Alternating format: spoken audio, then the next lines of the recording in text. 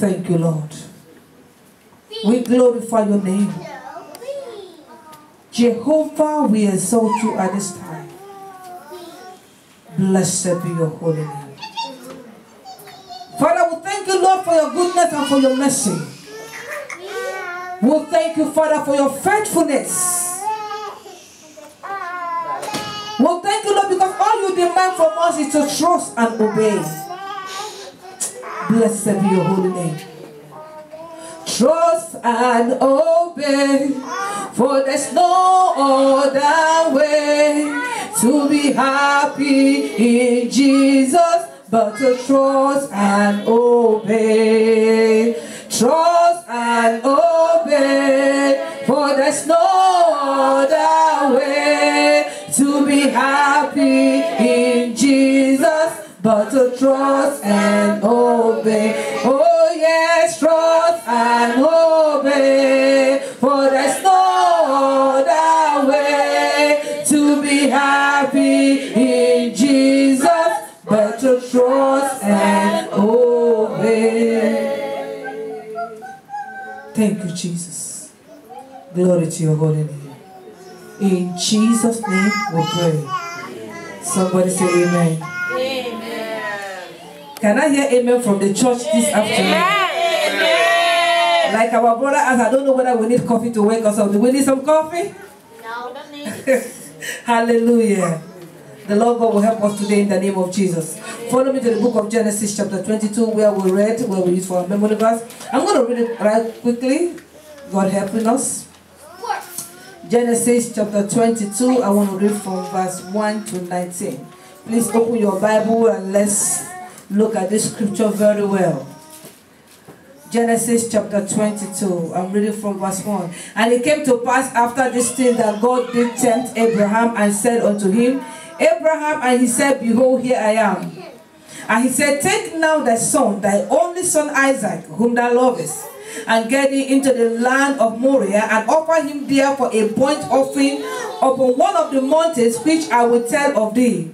And Abraham rose up early in the morning and saddled his axe and took of his young men with him, and Isaac his son, and cleft the wood for the burnt offering, and rose up and went into the place of which God has told him. Then on the third day Abraham lifted up his eyes and saw the place afar off. And Abraham said unto his young men, Abide ye here with the axe, and I and the lad will go yonder and worship and come again to you. And Abraham took the wood of the burnt offering and laid it upon Isaac his son. And he took the knife in his hand and he took the fire in his hand and a knife, and they went both of them together. And Isaac spake unto Abraham his father and said, My father. And he said, Here I am, my son. And he said, Behold the fire and the wood, but where is the lamb for a burnt offering? And Abraham said, My son, God will provide himself a lamb for burnt offering. So went both of them together, and they came to the place where God has told him of. And Abraham built an altar there and laid the wood in order, and bound Isaac his son, and laid him on the altar upon the wood. And Abraham stretched forth his hand and took the knife to slay his son. And the angel of the Lord called unto him out of heaven and said, Abraham, Abraham. And he said, Here I am. And the angel said, Lay not thy hand upon the lad, neither do thou anything unto him. For now I know that thou fearest God, seeing thou hast not withheld thy son, thy only son, from me. And Abraham lifted up his eyes and looked, and behold, behind him a ram was caught in the thicket of his horns. And Abraham went and took the ram and offered him up for a burnt offering in the stead of his son. And Abraham called the name of the place Jehovah Jireh. As it is said to this day, in the mount of the Lord it shall be seen. And the angel of the Lord called unto Abraham out of heaven the second time, and said, By myself have I sworn, says the Lord, for because thou hast done these things, I have not withheld thy son, thy only son. And in blessing I will bless thee, and in multiplying I will multiply thy seed as the stars of heaven, and as the sand which is upon the seashore. And thy seed shall possess the gate of his enemies, and in thy seed shall all nations of the earth be blessed, because thou hast obeyed my word. So Abraham returned unto Abraham returned unto his young men, and they rose up and went together to Beersheba, and Abraham dwelt at Beersheba. Somebody say amen. Amen. The topic today says by Isaac. Amen. Amen. Now, if you look at the scripture where we read, the verse 1, I'm going to show us 8 things from this scripture. Please, people of God, listen. I want you to follow me carefully. Amen. Let's get the children in control and you follow me carefully. Hallelujah. My Isaac. In the verse 1 of that scripture in Genesis chapter 22, the Bible says, and it came to pass after this thing that God did tempt Abraham and said unto him, take now thy son. The verse 1 and 2. God said unto Abraham, take now thy son. Sacrifice him in the mountain where I will tell you. Now hear this. God knew that the son he asked Abraham to go and sacrifice was the same son that took him how many years to get? 100 years. Are you hearing what I'm saying? It took him a long time to get that single son. And at the same time, when he will benefit from the son. Look at what is going on here. At the time when the son will begin to go errands for him. The time when he will not enjoy the benefit of that same son. The same God that gave him the son said, listen, oh boy, it is time for you to go and sacrifice that son. Is somebody getting something from there? My Isaac. If you look at the scripture, you will realize that Isaac was a precious child to Abraham. Isaac was a special child. When Ishmael was born, listen, hear this. When Ishmael was born through Hagar, God promised Abraham a son. But Abraham told God, said, listen, God, don't worry about giving me a son through Sarai. Let the promises you have given to me be upon Ishmael. This one that Hagar gave to me. And God said, no. The covenant I am talking about, hear this. The covenant I am talking about is not going to be upon Ishmael. Ishmael will not be the covenant child. Are you hearing me? So the covenant I have promised you will come through Isaac, which is the child that Sarai will give to you. Now, they believed God and the child came. God has given him a lot of promises that he's going to make his seed to increase. He's going to do this, he's going to do that through Isaac. The same God who gave them these promises, hear me, is the same God who asked them to go and kill the child. That sounds ironical. How would it be that you have promised me this, and now you want me to destroy what you have promised me? That was a big temptation for Abraham. Hallelujah. So the number one thing you will realize was Abraham was tempted. But in that temptation, Abraham trusted God. Remember the song we sang, trust and obey. Abraham knew that even if I kill this child that God has given to me, because God has promised that he will increase me through this child, God has the ability to raise the child back up. Are you hearing what I'm saying? Though the child was given to Abraham, and the giver of the child is saying, listen, I don't want the child to live anymore. Go and use this child as a sacrifice for me. Let this child be a lamb of sacrifice unto me. There is no place in that scripture where Abraham argued with God. Is somebody got what I'm saying? There is no place in that scripture. I want you to get something this morning. There is no place in that scripture that we read in Genesis chapter 22 where Abraham was arguing with God, telling God, God, did you remember you said so and so? God, did you remember you said this? Why are you asking me to do this? No. The Bible said when God spoke to Abraham and said, go and sacrifice your son, what he did in verse 3 was to stand up. He took an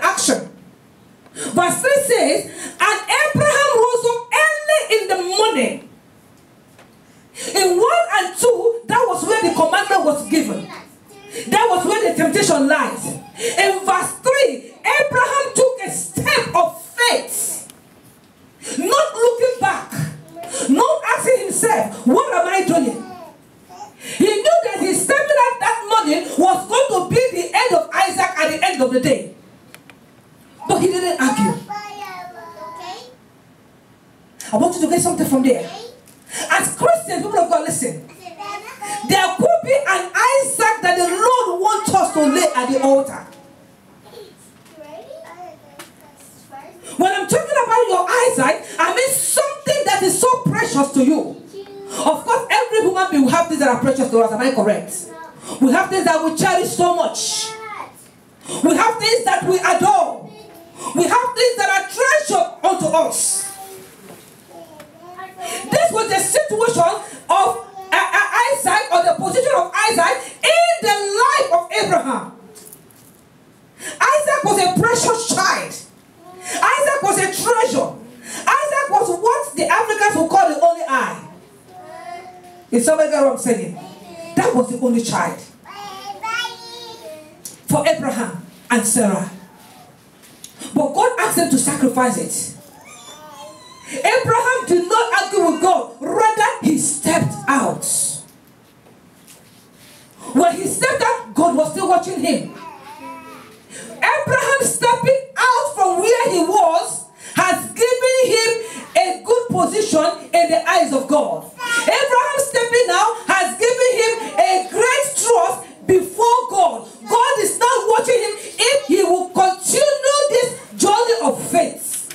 God was watching him if Abraham was going to continue. Now, if you look at verse number 6, the first thing was the temptation. The second one was Abraham's action. Then the number 3 I want to show you was the dilemma that Abraham had. Look into your Bible. Look into your Bible. Let's see verse 6. Verse 6 and verse 7. And Abraham took the wood of the burnt offering and laid it upon Isaac his son. And he took the fire in his hand and a knife, and they went both of them together. And Isaac spake unto Abraham his father and said, My father, he said, Here I am, my son. And he said, Behold the fire and the wood, but where is the lamp for the burnt what? Offering? This is a point of decision for Abraham. Can you imagine your child telling you, Mommy, this is how we do it. Daddy, this is how we do it. But I am not seeing the lamp because it's incomplete. At that point in time, Abraham had the option to change his mind. Is somebody get what I'm saying? Abraham had an option to change his mind at this point that Isaac asked that question. And of course, people of God, learn something from this. Isaac was able to know that they used lamb for sacrifice because his father takes him to the altar. What are you doing? Are you hearing me? If Abraham was a father that will leave the children at home when he's going to do sacrifice, Isaac will not know that they need a lamb. Are you hearing me? He won't know that they needed a lamb for sacrifice because he's not used to it. He has not seen it happen before. But Abraham was constantly taking Isaac to the altar. Anytime he's going to do sacrifice, anytime he's going for prayer meeting, anytime he's going for Bible study, he goes with him. So Isaac knows the items of sacrifice. He knows the things that are needed. He knows that when you're going to church, you need a Bible. Amen? He knows that when you're going to Bible study, you need your book, you need your Bible, you need your pen, because you will write down stuff. So when Isaac saw what the daddy was holding, he told him, he said, Daddy, this is the wood. Usually, after we kill the lamb, we burn it up. This is the wood. This is the knife we're going to use to kill the lamb. But I don't see the lamb of sacrifice here. Poor Isaac. Poor boy. He didn't know that he was going to be the lamb that day. He didn't know that the dad has made up his mind. I have made up my mind to follow God's way all the days of my life. I've made up my mind to follow God's way all the days of my life. He didn't know that Abraham their daddy has made up his mind that as long as God is asking me to do it, I will do it. That was the decision that Abraham took. I don't care what it might look like in the eyes of the society. The society might think I am stupid with my action. The society might think that I am foolish in what I'm doing. But all I know is, for the Lord has told me to do it, I will do it. So Abraham looked at the son and looked at the son and looked at the son. The boy was right. Daddy, where is the lamp of sacrifice? I don't see a lamp here. But thank God for a man of faith. You know, the time that Abraham told Isaac the statement in verse 8, he has no clue where the lamp was coming from. Are you hearing what I'm saying? He didn't know where the provision would come from. But one thing that I cherish so much about Abraham in this scripture, he trusted God. Are you hearing me? He trusted God. He told him in verse 8, he said, son, listen. I know we are going to the altar of sacrifice without the lamp. I know we are going to church without money. Hear this. I know, listen, that at this point in time, we have not paid our mortgage, but the church rent must be paid. I don't know if I'm talking to somebody. Hallelujah. I know, listen, I don't have gas in my car, but we are not going to allow the church to stay undercover because we cannot pay our heat. Are you hearing me? So Abraham told his son, he said, listen, one thing I am sure of is this, that God will provide for himself a lamp of sacrifice. God will give us a lamp of sacrifice. Son, if you ask me how the Lord is going to do it, I don't know. But the God that I know will provide a lamp of sacrifice. Now listen. Isaac believed the father because he has seen miracles that the God of the father does. He knows that the father fears the Lord. He has walked with the dad in the presence of God. So there was no reason for Isaac to doubt God, to doubt the dad. Now, let me tell you something. Do you know that if Isaac had the slightest idea that he was the lamb of sacrifice, he would disappear? Are you hearing me? If you know that they are going to kill you today, will you go to that place? No. If Isaac had, when God was telling the dad, or maybe the dad started complaining to God and said, no, I am not going to sacrifice my son. You gave me this son. Since you gave it to me, he belongs to me. If Isaac has had that, he will run for his life. But he had no clue. He believed the father when the father said, listen, God will provide for himself a lamp of sacrifice. People of God, hear this. The dilemma of Abraham was the question that the son asked. But he overcame that stage with a positive confession. Are you hearing me? Church, are you hearing me today? Yes. He overcame that temptation at that point in time with what? Positive confession.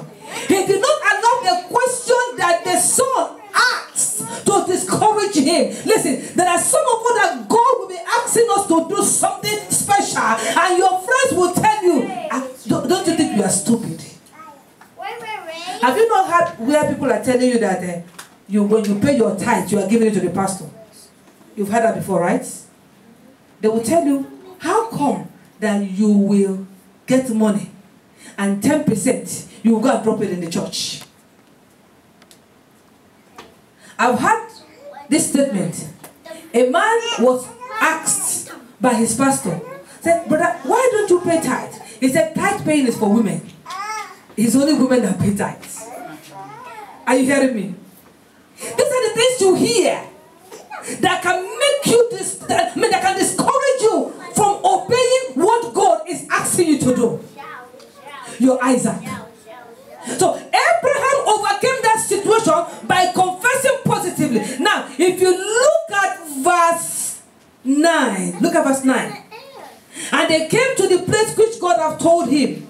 And Abraham built an altar there. Look at that. Abraham built an altar and laid the wood in order, and bound Isaac his son, and laid him on the altar upon the wood. Abraham decided to build an altar before he would start the sacrifice.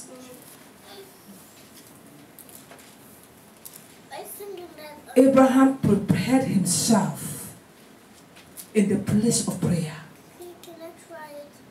Abraham prepared himself to usher the sacrifice into the presence of God. He didn't just come and now begin to do the sacrifice. The Bible said he built an altar. He built a prayer arena. He started prayers, inviting God into the fellowship of the day. He didn't come and just begin the whole thing. He said, no, I have to build an altar. I have to start prayers. I have to ask heaven to come down in this sacrifice. And in verse 10, this is the place that God was waiting for. Listen, I want you to get something from this verse 10, because that is the point of obedience. When Abraham left his city to go to where God asked him to go, that was an action of faith. Is somebody get what I'm saying? That was an action of faith. But the actual obedience took place in verse 10.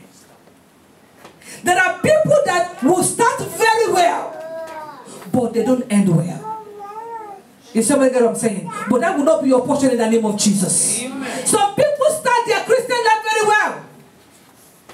They started obeying God. They come to Bible study, every church activity they are there. But with time, they will watch others. They say, oh, Sister Grace did not come, Brother Peter did not come, and they will slack. Because they have watched the action of others. Are you hearing me? So, God was waiting for Abraham at verse 10. Because it's not enough for him to take a step to go. No. If he did not complete the journey, he has not succeeded. People of God, hear this, hear this, hear this. I want you to listen to this. Thank God that you have given your life to Jesus. But do you know, I want you to hear me very well. I said, thank God you have given your life to Jesus. But if you do not continue steadfastly, you will not make heaven.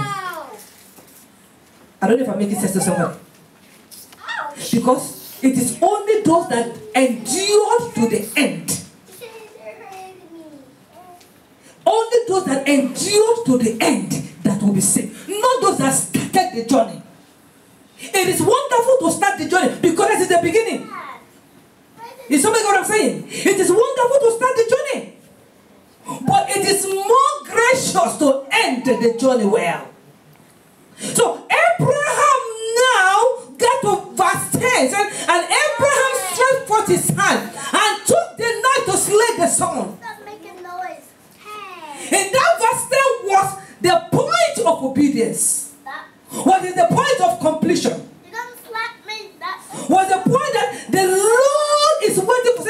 Let me see what this guy is going to do. I know he has left his city. I know he has told his young men to stay here. I know he has prepared an altar. He has prayed. He has asked me to come. But let me see the next action. The Bible says he tied his son. Listen. Abraham trusted God and obeyed him. And like the song we sang, these two ways is the only way we can be happy in God's presence. To trust and to obey. Abraham took the knife to kill the son. The Bible said he wanted to slay the son. But remember, he made a positive confession in verse 8. The moment he raised his hand to slay the son, the hand was suspended by heaven. People of God, hear this. Every evil hand that wants to destroy you, the host of heaven will suspend them in the name of Jesus. Amen. The hand was suspended by heaven.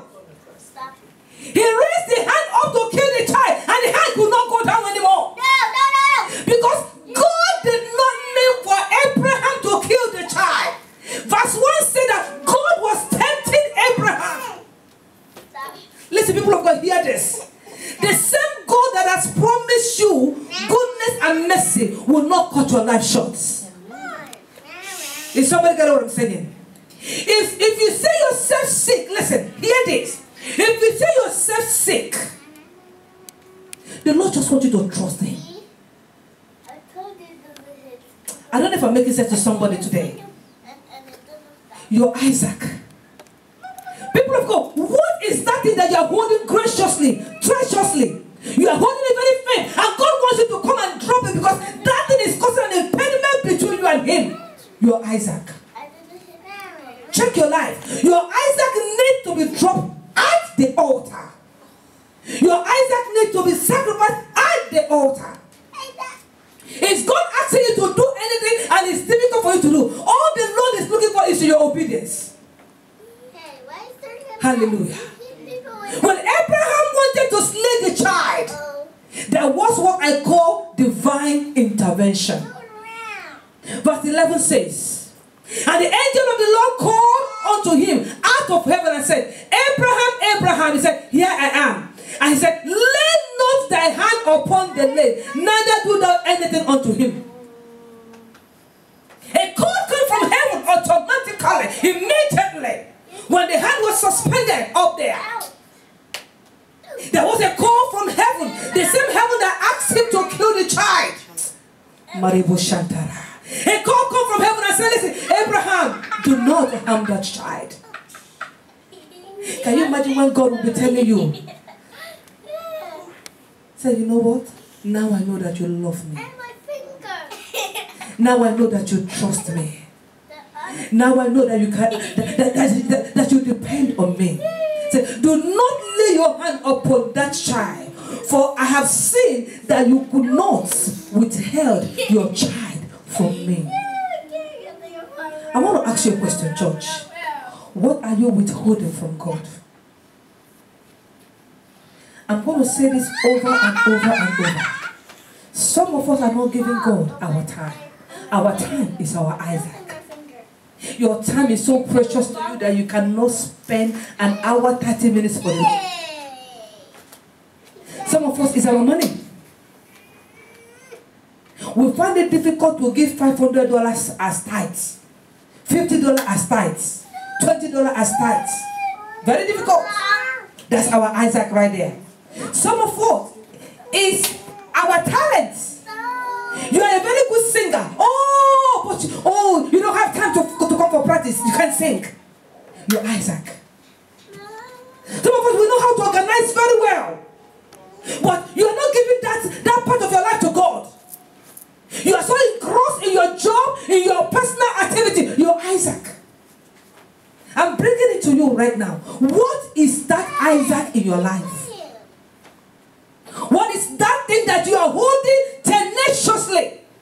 What is that thing that you treasure so much that is preventing you from worshiping God? The Lord wants you to bring it to the altar.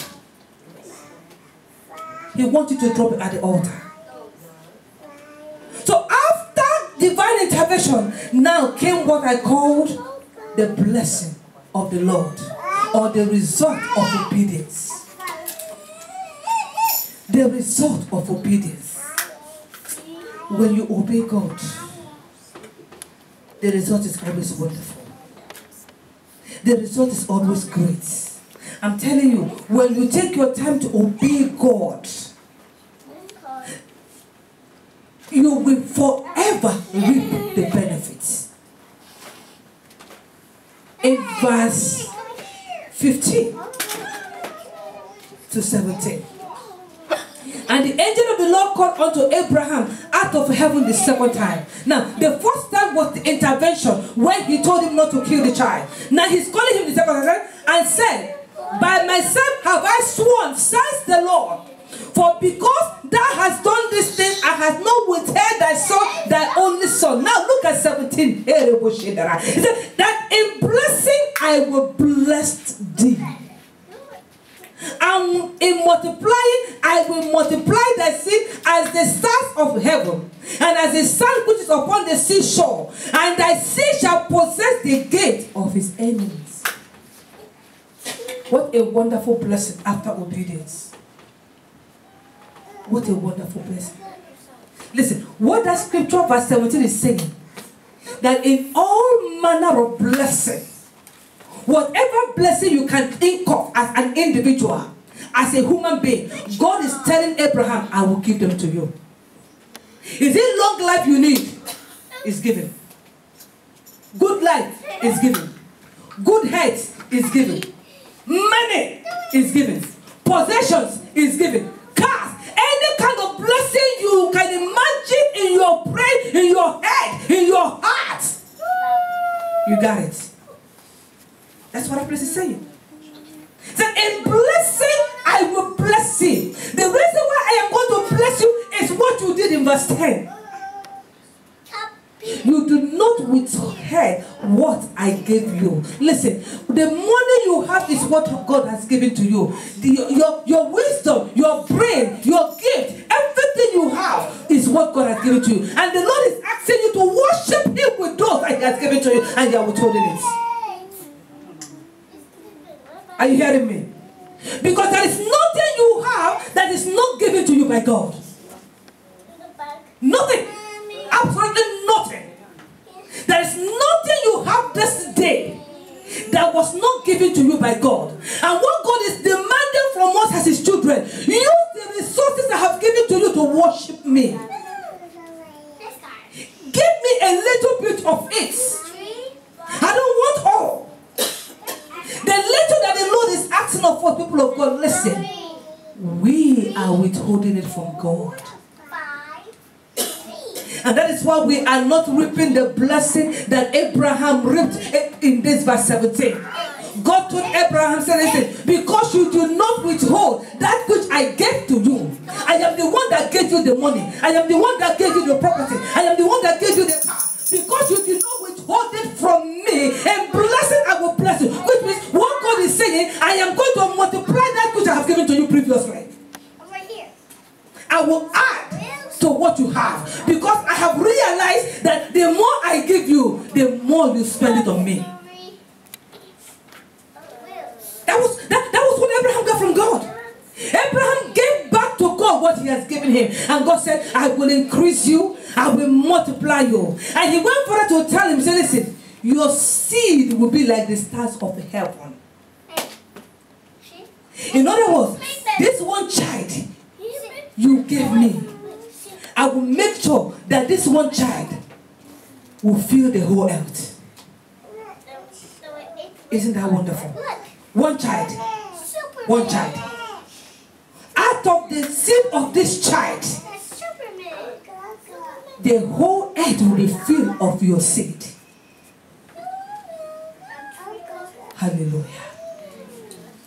And lastly, in that scripture, the Lord gives a powerful blessing. He says, anyone that wants to rise against your children will overcome them. Is somebody getting what I'm saying? In other words, if somebody makes you their enemy, automatically they are fallen. Because nobody will overcome you.